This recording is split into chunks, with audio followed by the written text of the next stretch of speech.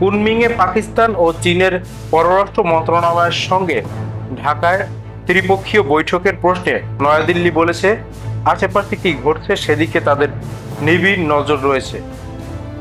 বৃহস্পতিবার ২৬ জুন সাপ্তাহিক ব্রিফিংয়ে দেশটির পররাষ্ট্র মন্ত্রণালয়ের মুখপাত্র রণধীর জয়সওয়াল বলেন, প্রতিটি দেশের সঙ্গে নয়াদিল্লির সম্পর্কের আলাদা ভিত্তি রয়েছে, কিন্তু পরিবর্তিত প্রেক্ষাপট সেই সম্পর্কে প্রভাব ফেলতে পারে।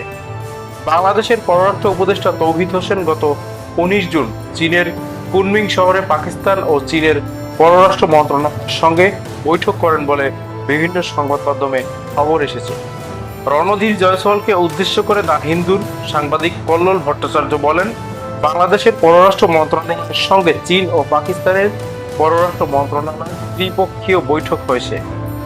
এ বিষয়ে আপনার কোনো মন্তব্য আছে? কারণ বৈঠকের পর তারা বলছে যে একাধিক বিষয়ে তাদের অভিন্ন দৃষ্টিভঙ্গি রয়েছে। জবাবে জয়সওয়াল বলেন, দেখুন, আশেপাশের অঞ্চলের ঘটনা প্রবাহে আমরা সবসময় নিবিড় নজর রাখি, কারণ এগুলো আমাদের স্বার্থ ও নিরাপত্তা সম্পর্কিত। তিনি আরো বলেন, প্রতিটি দেশের সঙ্গে আমাদের যে সম্পর্ক তা আলাদা আলাদা ভিত্তির ওপর দাঁড়িয়ে আছে, কিন্তু সেই সম্পর্ক বিচার করার সময় আমরা পরিবর্তিত প্রেক্ষাপটও বিবেচনায় নিয়ে থাকি। ব্রিফিংয়ে বাংলাদেশ ও ভারতের দ্বিপক্ষীয় বাণিজ্যের বিষয়ে জানতে চান গৌতম লাহিড়ী নামের এক সাংবাদিক।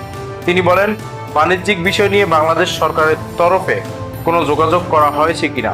জবাবে জয়সওয়াল বলেন, ভারতের পক্ষ থেকে বাংলাদেশকে যেসব বিষয়ে পরিবর্তন আনতে বলা হয়েছে সেগুলো ন্যায় বিচার, সমমর্যাদা এবং পারস্পরিক চাওয়ার ভিত্তিতেই নির্ধারিত। দীর্ঘদিন ধরে ঝুলে থাকা এসব বিষয়ের সমাধানের অপেক্ষায় আছে।